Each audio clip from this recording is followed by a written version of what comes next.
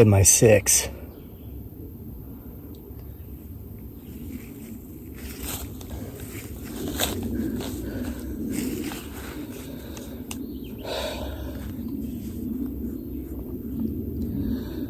So recently, I was reminded of something, a series of events that happened 20 years ago, almost to the month. As of this recording, it's June. This happened in October, early October. It's easy to remember because this is one of those things you never forget. And I remember the day that it happened, going up and down the streets, and people had Halloween decorations out. It was fall, the leaves had turned already, the air was crisp. Absolutely beautiful day. At the time, I was in what I would consider to be my first career after college. I've had a few. I was a stockbroker. I did that for 8 years. Then, of course, I went into the military for 6 at some point after that, immediately after that. And I've been in between jobs ever since, we'll put it. But when I started as a stockbroker, I actually drummed up my business by going door to door. I worked with a very old firm, a very old conservative firm that was more concerned with just kind of getting better than average returns for people's money, not making them rich, but certainly making sure not to lose people's money because we understood that they worked hard to get it. So I would go knocking on doors, and I would not stop until I'd talk to 25 new people a day.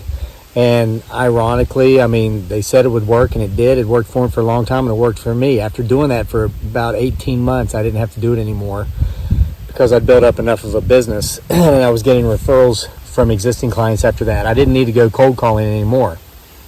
So this one particular October day, it was just past noon. I was getting a late start to get out there.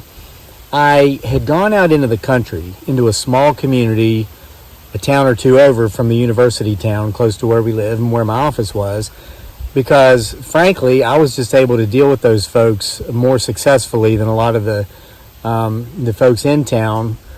I think it's because of background. I came from a rural area, and I just felt more comfortable talking to people out in rural areas, and that's what worked for me. There was nothing against the folks in town. A lot of the folks associated with the university and whatnot, it's just different backgrounds. I felt more comfortable out in the country, and I had success dealing with country people. You know, you meet a lot of old farmers that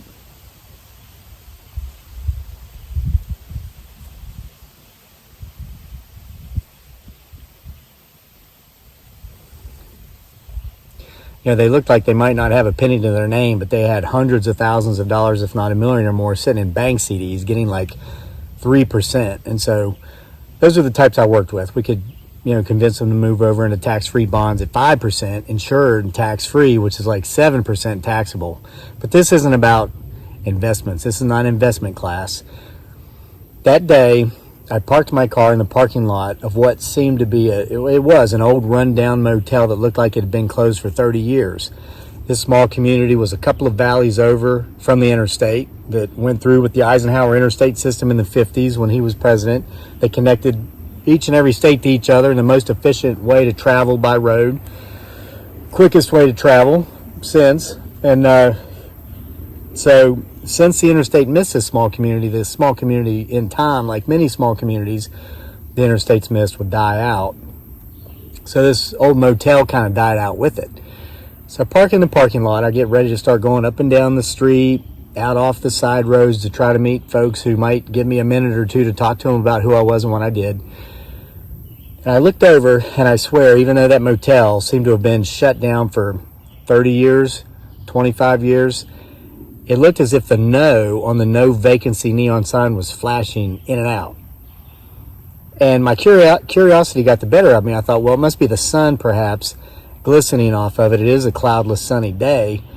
But it drew me toward it, whatever it was, but it still looked like the thing was flashing off and on. So I got right up underneath it. I'm looking up at it. And just as I'm starting to think to myself, there's no way this old building's even still wired for electricity, I kind of glanced down through the door. Just the dust on the glass of the door was probably as old as I was at the time. I was like 26. I'm 46 now. And I saw an old man sitting in what appeared to be the office of the motel reading a newspaper. And I thought, there's no way this place is still open. Near instinctively, I grabbed the doorknob and twisted it, and sure enough, the door opened up. So I went in. There were no lights on, but they didn't need to be on because it was the middle of a very sunny day. And I said, hey, how we doing today? This old man never looked up from his paper. He said, who are you and what do you want? So I told him my name, and I started to tell him about what I did, why I was there. I said, within the last year or so, started a local investment office over in the college town, a couple towns over, and all these little communities outside of the college town or bedroom communities of this town. And the guy just cuts me off in mid-sentence, and he says, you ain't getting none of my money. Have a good day. So I started, my spiel of, I know how you feel safe at the bank. Ow. It's crazy. I just got poked by a stick or something. I didn't intentionally mean to scare you right there. I know this is kind of a creepy story, but that... So I started talking about higher rates on tax-free insured bonds. Your money's just as safe or safer, and your real rate of return's better because you're not going to be paying taxes on the interest you do receive. Cut me off in mid-sentence. He says, you have a good day now. You take care. You ain't getting none of my money. You take care. I would have estimated this guy to have been about 90 years old. I'm sure he had plenty of money, almost by default. He was actually like a little bit older than most of the World War II generation folks that were still around back in those days. They're few and far between these days because most of them have passed on. But he was actually a few years older than them, it seemed. And one thing that I was taught in my training is that once folks are over 80, no matter how much money they might have, and it's not that you're judging people by their money, but when you're an investment counselor, that's kind of a requirement for doing business, and that's kind of the primary reason you're there. But I was told it could be heartbreaking because, these folks are sitting on $500,000, $1.5 million, $3 million down at the bank getting 0% interest, but they're not going to budge because they're so old they don't even buy green bananas anymore. So I didn't spin my wheels with this guy. I told him goodbye. I left, got on down the road, started heading on down the road. I went door to door, was out there most of that afternoon before heading back to the office. I made my 25 contacts, and I remember there towards the end of the day, I had one to go. I was looking for number 25. I knocked on the door of a little brick ranch house, and this sweet little old lady answered the door. She was in her early 80s. I'd later find out for sure. And so I thought, well, she probably doesn't buy green bananas. I'm going to tell her who I am and what I do and be real polite and kind to her and go back to the office and then go home after that. So I did that, and she just smiled the whole time, and she just said, oh, okay, dear. Well, thanks for coming out. Oh, no, where's your office? And I told her, and, we're in the South. I just kind of assumed she was just being nice and friendly because that's what people do down here in the South. But I also assumed she had no real concern over where my office was until the next day when I'm sitting in the office mid-morning thinking about getting ready to go out and start knocking on doors again and not really looking forward to it. It wasn't the most fun thing I ever did. It was effective, and I met a lot of really neat people, and I gathered a lot of really cool stories like the one I'm telling you here by doing it, but there was a lot of anxiety associated with just going out and doing it. So I'm sitting there and I look out the window and I see this Delmontico red Cadillac pulling up into the drive, the parking lot of my office. And I notice it's this little old lady riding shotgun, and there's a little old man with her driving. So they get out, they come in, and I say hello to her and introduce myself to the husband and bring him back into my office, and they sit down, and she looks over to her husband and she says, no, go on now, write this boy a check.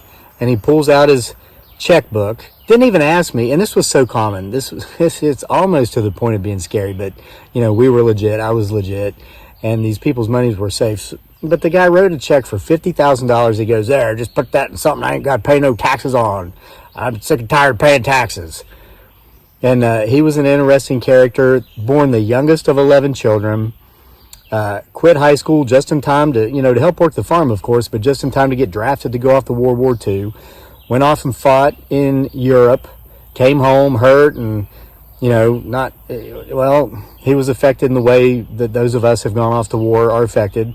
But upon his return, he, kept moving forward, and he made something with his life. He eventually would buy a lot of real estate in the right place at the right time and became a multi-millionaire through his real estate investments. And he was tired of paying taxes, so of course we put him in a tax-free municipal bond. And I asked him, because I thought, why not take a shot? Okay, they look like they don't buy green bananas, but they're in here today. Maybe if they know that guy, maybe they can get him in here by way of referral, get him up off of some of that money. And so I asked him, do you guys know the old guy down there at the motel that's about 3/4 of a mile down the road from where you turn off on the road to go to your house? And they looked confused because everything's been shut down there for a quarter of a century by this time. And this is 20 years ago from now. They said, the so-and-so motel? I said, yeah, right there by the road. And he said, you talking about old Harvey? And I said, well, I guess that's his name, because I hadn't gotten his name. I said, I met him, the guy I met him yesterday when I came by and met your wife. I'd say he was probably 90-some years old. Is that him? And the woman looked shocked, and the guy said, you didn't meet old Harvey. I don't know who you met. Shouldn't have been no one in there. That place has been closed up for years, and old Harvey died about a decade ago. And I just was frozen. Like, I didn't say anything because I didn't know what to say. And then the old man just starts going on and on about how, they say only the good die young. That's why old Harvey lived forever, because he was quite a curmudgeon-y old, grumpy old guy. I'm going to say that's not the term he used, but we're on YouTube and I'm trying to keep it clean. He said, so, we thought he was never going to die because he certainly wasn't that good. He said, truth be told, there wasn't anything bad about the guy. He's just kind of crabby. And, he told me that they would have had the interstate going through that way back when they were building it, but old Harvey owned the motel and half the other parts of the county out that way when they were coming through, and he just kicked up such a fuss with the government men, as they call them down here in the South. They went a couple valleys over. They were getting less resistance over there. And he said that the old guy lost his baby brother in the war, that being the Second World War, of course, and he just had it with government, and he just wasn't helping anybody do anything constructive, even if it benefited the group as a whole. And he just sat in there on that motel, on the seat and the desk of his old motel for years. They went out of business in the mid-'80s as the box stores started going up on the new interstate, a couple valleys over, and put all the mom and pop shops out of business. By the 90s, the town was dead, but he'd go in there every day and read his paper up until the day he died, which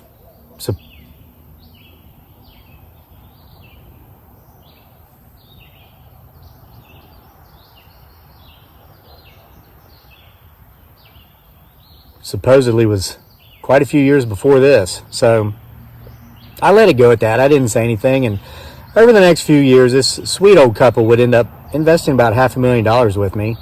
And, what happened. The sweet old lady passed on, and the old man came by to see me a couple of times after that. And the last time I ever saw him, he said, I never did tell you why we came in here and did business with you, did I? And I said, well, no, I just always assumed it's because I met your wife, and, you're a high net worth retiree who hates paying taxes, and you saw me as a place to maybe put some money in some tax-free bonds. He goes, no. He goes, that day you came by the house, he says, my wife came back crying. I was sitting in the living room watching the television, and she comes in and she says, honey, this sweet young man just came to the door, and he reminded me so much of our son. I felt like I was looking in his eyes. And then the old man told me that him and his wife had one son many years ago who had grown to adulthood, and he went off to college at the other college in Virginia that's down in the southwestern part of the state, Virginia Tech. And in his second year, his sophomore year, he was on his way home for the weekend, got in a rainstorm and went off a bridge and didn't make it. That was their only child, and that would have been, their son would have been a baby boomer. He would have been old enough to be my father. As this couple was certainly old enough to be my grandparents, so that probably would have happened in the 60s.